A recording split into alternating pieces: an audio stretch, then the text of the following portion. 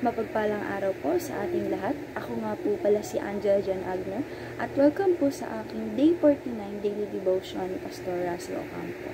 Para po sa ating devotion ngayong araw ay ang pagpapatuloy ng series about 7 principles to achieve our God-given goals. At ang topic po natin ngayong araw ay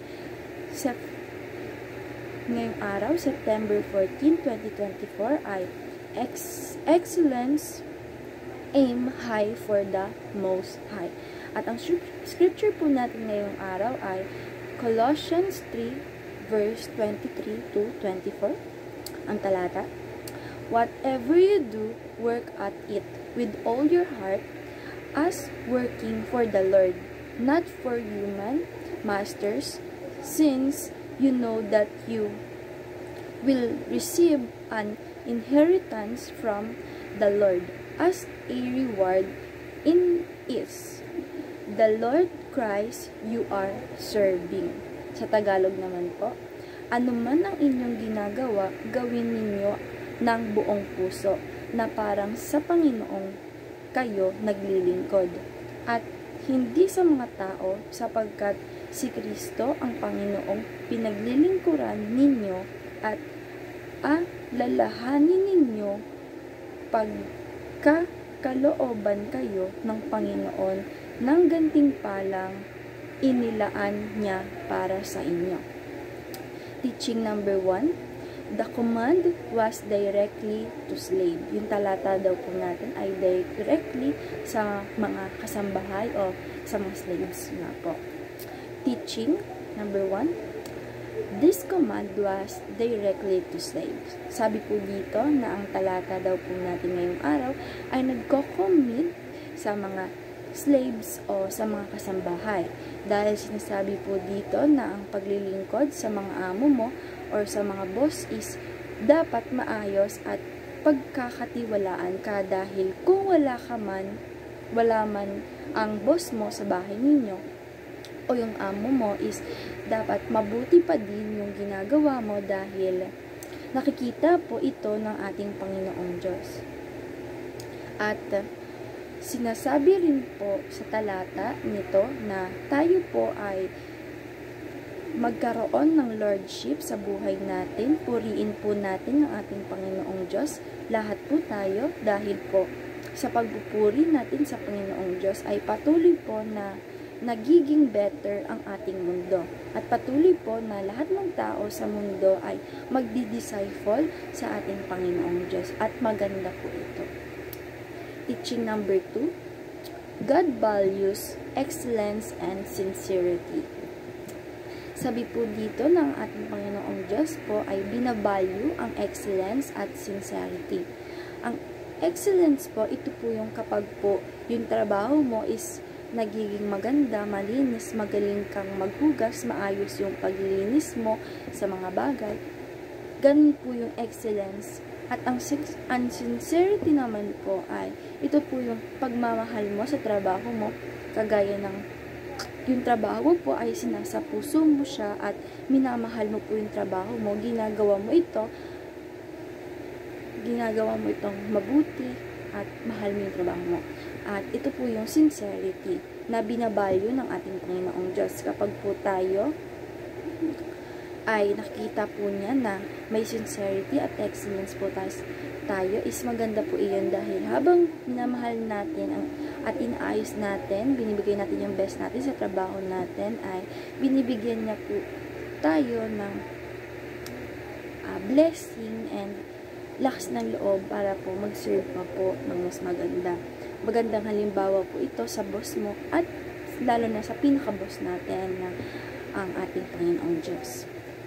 Teaching number 3, God is the boss of all bosses. Sabi naman po dito na ang ating mga amo or yung mga boss po natin sa businesses at sa iba pa or sa government ay lahat po tayo ay may pinaka-boss at ang boss po natin na iyon ay ang ating Panginoong Diyos. Sabi din nga po na kung tayo po ang amo ay ang mga ginagawa po nating mali ay nakikita ng pinaka-boss natin which is ang ating Panginoong Diyos. Kaya po dapat po na maging maayos din po tayo at mabait sa mga sa mga katrabaho po natin, dahil ang nagbibigay po ng bagay na iyon na para po maging boss tayo at maging CEO ay ang ating Panginoong Diyos. Plano niya po ito at dapat po na hindi porket tayo yung boss is magsusungit po tayo or mali po yung mga ginagawa natin. Dapat po ay maging mabait po tayo at maging understanding sa mga katrabaho natin. At application, number 1, sincerity, work wholeheartedly. Sabi po dito na i-apply daw po natin sa bawat isa na maging sincere sa mga trabaho natin. Ginagawa natin dapat po na ang mga trabaho po natin or mga utos po sa atin ay hindi po labag sa puso natin. At dapat po labag po ito sa puso natin at minamahal po natin yung trabaho natin. At example po nito is kapag po inuutosan po ako ng magulang ko or maguling niyo po, like dapat po yung sumusunod kayo at pag sumunod po tayo ay hindi po tayo nagdadabog, ganyan. Dapat po bukal po sa kalooban natin yung pag-utos ng magulang natin. And application number 2, worship aim high for the most high. Sabi naman po dito na i-apply po natin sa sarili natin na kapag po tayo ay nagtatrabaho at binibigay po natin yung lahat ng maganda at maayos na ginagawa natin ay hindi lang po to para sa tao na nasa paligid natin o mga amo natin o mga boss natin, kundi sa pinakamataas na boss natin, which is the God. Dahil lahat po ng ginagawa natin ay nakikita niya po, kaya po worship in high for the most high. And application number 3, excellence, embrace excellence as a lifestyle.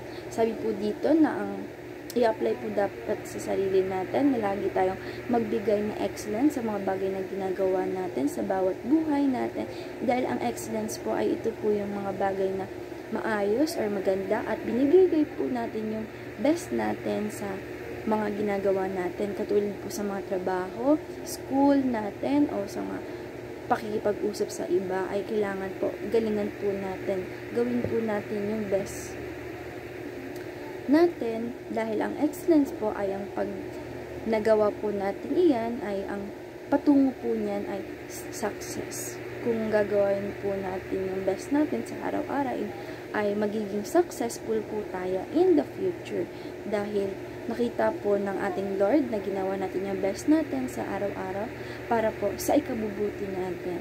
Ayun po. Discussion, what is the importance of embracing excellence as a lifestyle?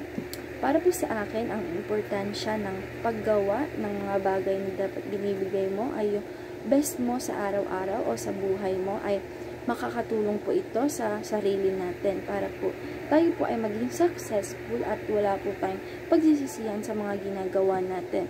Dahil lahat po ng ginagawa natin ay binibigay po natin ang best natin na tinatawag na excellence. Kaya po, importante po sa bawat buhay natin o sa lifestyle natin yung mag-embrace tayo ng excellence sa lifestyle natin. Dahil po, pag gumagawa po tayo ng excellence and sincerity sa mga ginagawa po natin, is nakikita po ng ating Lord to, at yung ating Lord po is binibless niya po tayo dahil nakikita niya po na ginagawa natin ng maayos, minamahal natin yung mga trabaho na binibigay niya po sa atin. Ayun lang po ngayong araw. Maraming salamat. God bless.